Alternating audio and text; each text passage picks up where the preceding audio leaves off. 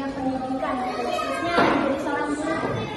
Selama ya sekitar 5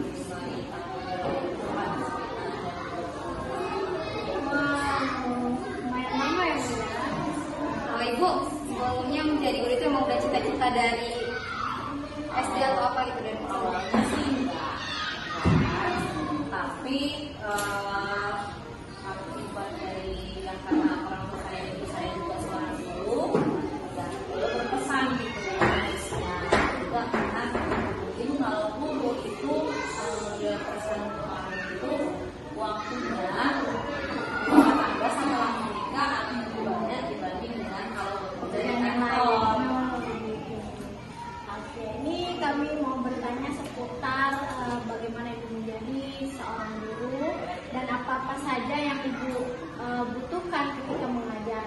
Sebelumnya, apa tujuan pembelajaran yang Ibu sampaikan di sini? Kalau tujuan pembelajaran itu dari awal kita kan tergantung pada materinya. Kita mau mengajarkan apa, gitu kan? Sebelum kita membuat tujuan pembelajaran, kalau dulu sih kurikulum 2013 itu ada yang namanya mengacu kepada kurikulum semuanya. Tapi karena sekarang kurikulum merdeka, jadi dia ada alur KTP. Pembelajaran jadi dari situ, jadi dilihat apa-apa di situ sudah ada tercantum garis besar. Jadi kita mengembangkan kemana tujuan pembelajaran kita. Contohnya kalau kita belajar Pancasila ya kan sila pertama tujuannya kan ke akar siswa. Nah, jadi bagaimana kita menerapkannya jadi tergantung bagaimana program kita ajarkan. Jadi tujuan pembelajaran itu dikembangkan oleh guru tidak terlepas dari kurikulum yang sudah ditetapkan oleh pemerintah. Pertanyaan selanjutnya, bagaimana posisi kemampuan peserta didik yang dilihat dari tujuan pembelajaran yang sudah Ibu kembangkan?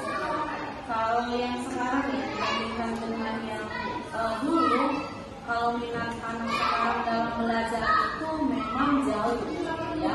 Dari segi minatnya jauh, kalau dulu masih minat belajar siswa itu lebih tinggi dari sekarang.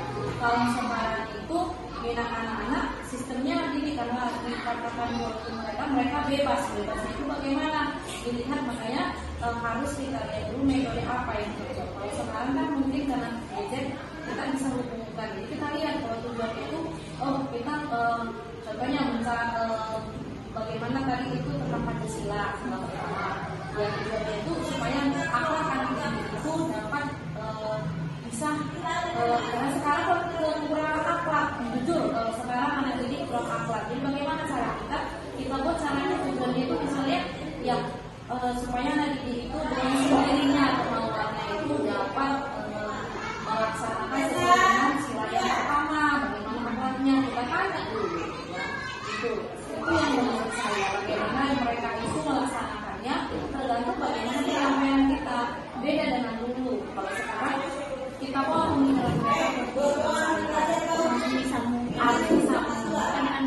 Iya, berarti Bu KTP itu disesuaikan sama kondisi sama perilaku yang berlaku di zaman anak kecil. Iya. Terus menurut Ibu kenapa tujuan pembelajaran itu harus disesuaikan sama kondisi zamannya? Karena satu apa yang mereka dapat otomatis kalau zaman dahulu kalau misalnya ini ya sebelum tahun sebelum COVID misalnya waktu sebelum COVID itu anak-anak itu mungkin ilmu biasa ya kan ilmu aja, jadi kita juga bagaimana cara kita untuk menerapkan ilmu sama mereka ya. Jadi kalau sekarang ya kita kondisikan gitu karena anak-anak itu sekarang sudah pintar, kita kondisikan bagaimana supaya mereka itu tertarik dulu dengan pelajaran yang kita ajarkan. Itu yang pertama, bagaimana menarik minat siswa lah yang tujuannya sekarang kita buat ya, sesuaikan dengan tujuan kondisi siswa lah, sama dengan tindakan publik itu kan menentukan tujuan itu selain kondisi siswa kita lihat dulu lah kemudian keadaan lingkungannya, itu harus kita perhatikan dulu. Untuk tujuan pembelajaran seperti itu biasanya menunjuk kinerja apa yang suruh untuk disampaikan kepada anak-anak itu terkait dengan tujuan pembelajaran? Ya biasanya kalau itu tergantung saya bilang tergantung mata pelajarannya. Paling enak sih mengajarkannya kalau matematika ataupun IPAS. Siapa contohnya? Kalau kita ingin mempelajari bagian tumbuhan, kita suruh mereka membawa tumbuhan itu langsung yang nyata. Jadi yang nyata. Jadi kita pertama sekali kita tunjukkan bagaimana mana akar, batang, tumbuhan. Jadi setelah itu kita suruh nanti mereka memperhatikan terus mana bagiannya itu tadi, terus apa fungsinya, gitu. Apa fungsinya ini tadi, akar itu apa, daun itu apa, yang mana daun. Ada kadang-kala udah terangkat anak-anak itu belum paham fungsinya, masih meraba, ada juga yang sudah paham. Jadi tunjukkan kerjanya seperti itu, mempraktekkan langsung atau setelah itu mengamati secara langsung tentang materi yang kita pelajari. Kan ini kan tidak ada menyangkut satu topik kan, tidak kan. Jadi mempelajari dulu, tapi terlebih dahulu kita harus kuasai. Kuasai kita pelajarannya, baru kita dengan gampang. Kalau misalnya pelajaran itu dari 5 yang kita buat, 3 saja sudah cukup dikuasai. Tidak seharusnya tujuan itu bisa dikuasai, jangan harap begitu. Karena sekarang agak-agak susah fokusnya. Terus selanjutnya kriteria apa yang ibu akan nilai yang mudah dipahami oleh pesertanya? Yang pertama itu pasti kalau kita sudah bawa bahan, benda, harus mengetahuinya. Kemudian yang kedua, bagaimana cara mereka menjelaskannya. Dan yang ketiga, kita setelah mereka jelaskan, terus kita kasih umpan balik dari pelajaran itu apa yang mereka dapatkan. Itu kriterianya ya. Kalau menurut saya kan, ini tergantung. Ya, jadi berbeda-beda kriterianya, tergantung guru dan materinya. Iya, tergantung gurunya dan materinya. Bagaimana cara menilai mereka. Ada kadang-kala ya kalau udah lengkap, terus kita suruh mereka, baru nanti kita buat lagi latihannya untuk menguji kemampuan mereka. Terus bagaimana cara yang digunakan untuk menggugah pemikiran peserta didik agar terlibat dalam ide-ide besar dan melakukan untuk belajar tersebut? Kalau begitu biasanya anak didik kita suruh pemikirannya, kita alihkan pemikirannya ke kehidupan nyata mereka di rumah. Contoh tadi sila pertama, kita tanya dulu, tanya siapa yang tadi sholat, contoh, siapa sholat subuh, siapa yang berdoa, gitu. Satu hari berapa kali kamu sholat, gitu kan? Kemudian terus siapa yang saling orang tuanya, nah itu. Jadi saya dari situ kita alihkan, kita arahkan. Nah kalau tentang yang lain, pelajaran yang lain, contoh matematika, kita tanya aja. Kita kalau berbicara tentang waktu, siapa punya jam, siapa yang pakai jam, terus jamnya di rumah yang berbentuk apa, gitu. Terus kan ada jam itu ada 3 detiknya. Dan berbicara waktu jarum kan, ada berapa angkanya. Dari situ kita masukkan. Harus bisa kita mengalihkan ataupun mengarahkan anak-anak itu pemikirannya ke kehidupan mereka. Itu yang pertama, kehidupan nyata mereka yang mereka alami sehari-hari. Biasanya begitu. Kemudian bagaimana pendekatan penyampaian materi yang digunakan untuk menghasilkan minat dan pengetahuan dari peserta didik? Biasanya untuk menggunakan metode. Biasanya tanya jawab kan, atau mungkin demonstrasi atau ceramah. Jadi kita dengan bertanya jawab, ya pertama kali kita arahkan pemikiran mereka dulu. Karena kalau saya itu kan tanya jawab. Setelah itu baru kita terangkan, jelaskan, baru kita suruh mereka berdiskusi, baru setelah itu nanti setelah kita coba tanya lagi kembali mereka, ya. Ataupun tergantung ya, kalau misalnya berdiskusi, siapa yang berani, itu menunjuk keberanian juga. Siapa yang berani mempertanggungjawabkan jawabannya dengan membacakan di depan kelas. Apakah biasanya ada reward dari kegiatan tersebut? Biasanya ya. Saya memberikan reward. Iya, dengan pujian, buat bagi anak-anak pujian pintar sekali. Cuman anak-anak itu tidak boleh dibilang bodoh. Tidak boleh dibilang bodoh. Pintar. Kalau misalnya jawaban mereka itu kurang tepat atau salah, coba yang lain. Nah, gitu. Nggak boleh kita, kamu bodoh. Itu nggak boleh. Itu nggak boleh sama anak. satu. Jadi kan Bu, kadang ada situasi sama kondisi di mana peserta didik itu merasa kayak kesulitan memahami materi. Terus peluang seperti apa yang digunakan untuk menopang minat pelajar itu agar mereka itu bisa balik ke kondisi di mana mereka memahami pelajarannya? Pertama kan setiap akhir pelajaran biasanya kita ada jawab ataupun latihan. Dari latihan mereka tugas-tugas tentu kita akan paham di mana kekurangan anak. Kalau misalnya mereka langsung Bu, saya ada anak-anak ini yang mau bertanya dengan cara latihan ataupun tugas. Setelah itu baru kita lihat kemampuannya, kemudian kita kaji kembali. Kita bilang boleh kita ulang ataupun kita tanya bersangkutan juga boleh anak-anak itu. Kalau sekarang anak-anak sekarang kita bilang boleh ngerti udah Bu. Jadi salah satu cara supaya kita lihat sampai mana kemampuan mereka sekali ya kita kasih tugas itu misalnya ada 5. Nah di pertanyaan nomor berapa yang kira-kira itu menyangkut apa, itu yang baru kita jelaskan kembali, kemudian kasih tugas lagi supaya mereka minatnya itu bertambah gitu, jangan kita malah. Biasanya hambatan apa saja yang dapat ditimbulkan dari kegiatan pembelajaran yang sedang Ibu lakukan? Biasanya hambatannya satu, itu pertama pasti fokus. Yang kedua itu mereka itu kadang-kala kalau disuruh bawa sesuatu mereka banyak yang nggak bawa, mungkin ada kendala karena lupa Bu. Kemudian yang ketiga hambatan yang mungkin faktor dari rumah mereka, ada kadang-kala ada itu nangis di sampai sekolah. Ya, itu hambatan juga untuk menyampaikan keluarga mereka nangis, otomatis ya itu mengganggu konsentrasi anak. Tapi kalau sepanjang ketika mereka itu ada respon dari orang tua mau mendukung anaknya, itu nggak jadi hambatan. Kalau penyampaian pelajaran memang hambatan yang pertama itu bagaimana supaya anak itu fokus kepada kita harus tertibkan dulu kelas. Kita buat tugas sedikit contohnya, kita semangati mereka supaya mereka melakukan terlarut dengan pembelajaran yang akan kita sampaikan.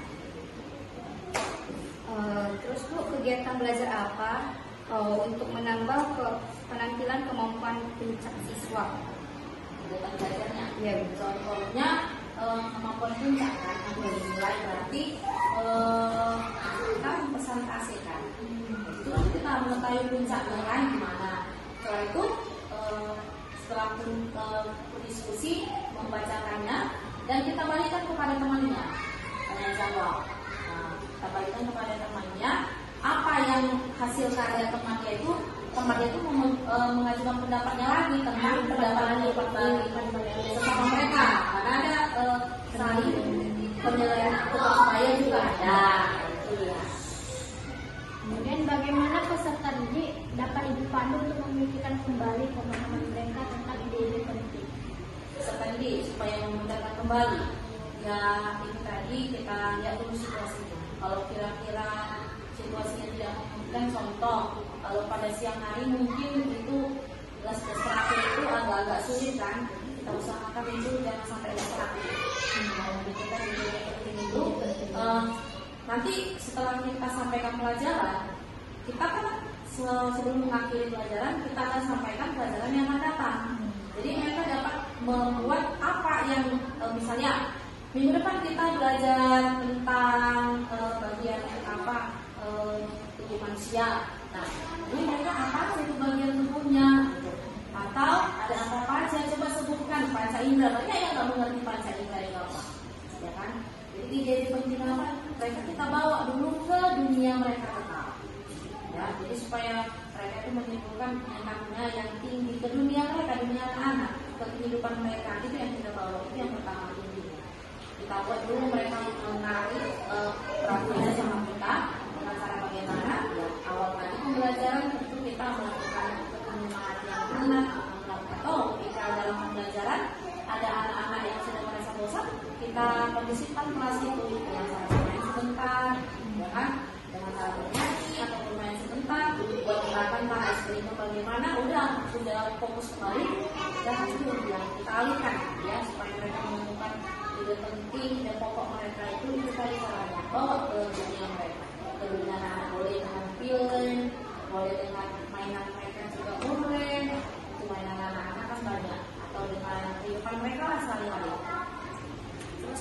ada penunjuk kerja dari siswa disebutkan ada 8 revisi serta penyandiran atau pemberian umpan balik. Terus bagaimana produk dan pertunjukan dari peserta didik tersebut dapat ditingkatkan melalui revisi dan umpan balik yang diberikan tersebut? Kalau umpan balik setelah revisi dan itu kan, kalau sudah kita semua anak itu, tentu kita sudah dapat nanti siapa yang belum, baru nanti kita yang mengarahkan. Kita yang mengarahkan, kita buat suatu kesimpulan, terus kesimpulan dari kesimpulan itu kembali lagi, ya kan? Setelah umpan balik kita arahkan, kembali lagi kita jelaskan, ya kan? Setelah kita jelaskan nanti anak-anak itu dengan sendirinya akan memahami. Itu caranya dari yang itu kan umpan balik dari yang melakukan revisi ya.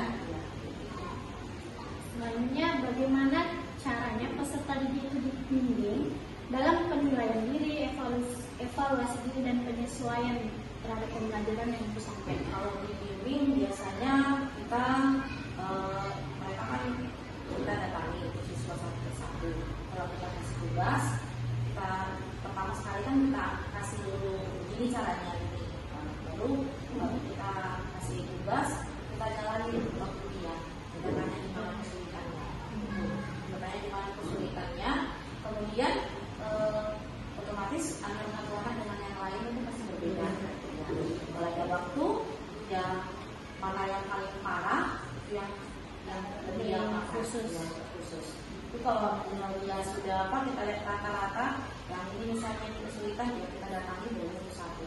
Kemudian kita dari kita datang itu kita jelaskan kembali juga, boleh didepankan, jadi kita jelaskan kembali dengan secara keseluruhan. Jadi yang sudah memahami, mengerti, dapat mengingat, yang belum siap paham, atau boleh kita arah perhatian yang mana temanya ada dia, temanya baru yang mana pasti nanti akan mereka dengan sendirinya memberitahu. Ada juga anak-anak yang hanya dia, disitulah yang harus kita berusaha bertanya, dan kita buat segala cara supaya dia mau bertanya. Berarti itu sama kayak mengevaluasi dari beberapa studi pasti? Iya, sama. Jadi mereka itu satu keberaniannya juga akan ditimbulkan dari situ. Selanjutnya, bagaimana ibu mengakomodasi berbagai kebutuhan perkembangan seperti gaya belajar, pengetahuan sebelumnya, dan minat peserta didik? Ya, itu makanya kan banyak yang cara ya. Salah satu kita buat YouTube dengan dari YouTube, internet ya.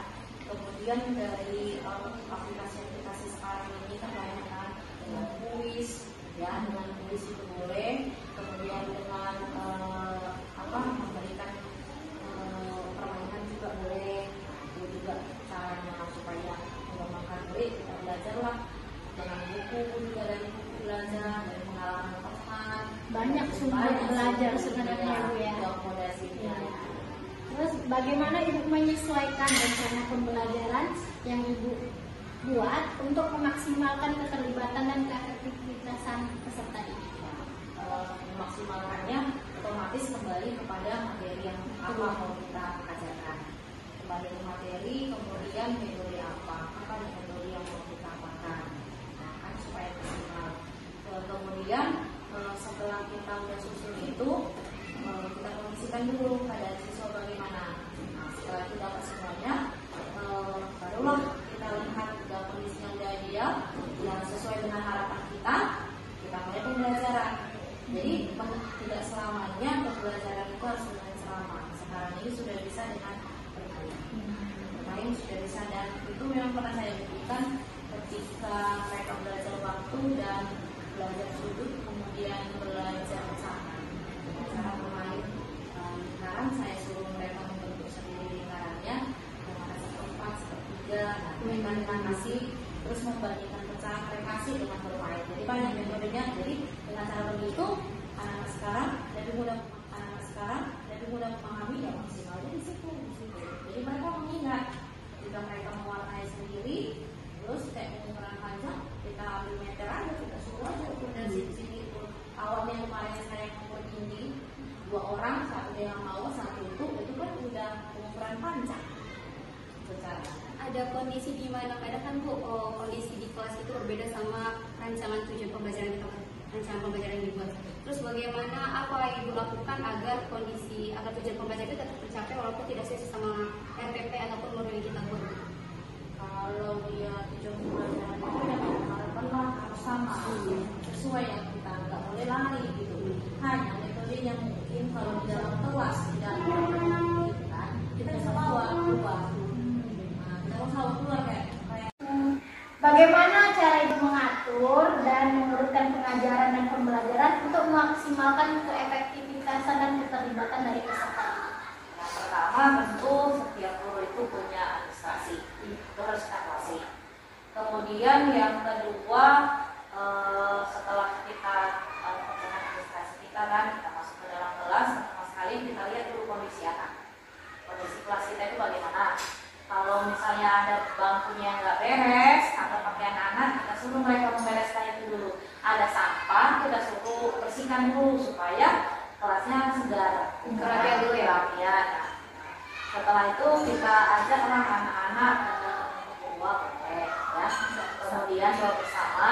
Kemudian kita buat anak-anak itu kayak speaking juga boleh pertama. Kemudian kita buat kayak pertanyaan awal-awal itu memandu seperti itu atau pretestnya. Nah, setelah itu kalau sudah mereka itu terpancing, sudah mereka ada kemauannya, baru kita sampaikan tujuan pembelajaran. Ya, kita sampaikan tujuan pembelajaran, otomatis anak itu sudah paham kita akan belajar apa, kita sampaikan materi. Kalau sudah sampaikan materi, kita lihat, kita tanya apakah mereka sudah mengerti atau tidak. Ya, sudah paham nggak pelajaran hari ini? Kalau misalnya belum, boleh kita ulangi atau kita buat latihan. Latihan ini tidak akan nampak, ya kita akan lihat di mana kemampuan anak-anak itu. Kita buat latihan atau diskusi atau bagaimana caranya untuk pertanyaan kita buat untuk mereka itu. Kemudian setelah itu nanti kita udah dapat fungsinya di mana kelemahannya. Kalau memang kita harus mengulang pelajaran itu kita ulang. Kalau enggak, ya kita adakan lanjutkan. Ya, sebelum kita mengakhiri, kita adakan dulu kita pun PR mereka di rumah. Otomatis nanti orang tuanya akan membantu. Lalu biasanya kita lihat di mana harus diperiksa. Nah, seorang guru harus diperiksa ya. Kalau saya pribadi ya semampu saya periksalah tugas anak-anak itu, karena dengan memeriksa tugas anak mereka akan ada nilai positif tersendiri. Ya, Bu, saya dapat sekian walaupun sepele gitu, nanti itulah anak-anak, ya kan. Nah, jadi kalau misalnya mereka sudah aktif begitu, sudah senang, udah kasih, kemudian kita sampaikanlah kesimpulannya. Nah, nanti udah kita tahu dengan ujian-ujian semester atau ulangan harian, kita tahu dapat gimana. Kalau belum kira-kira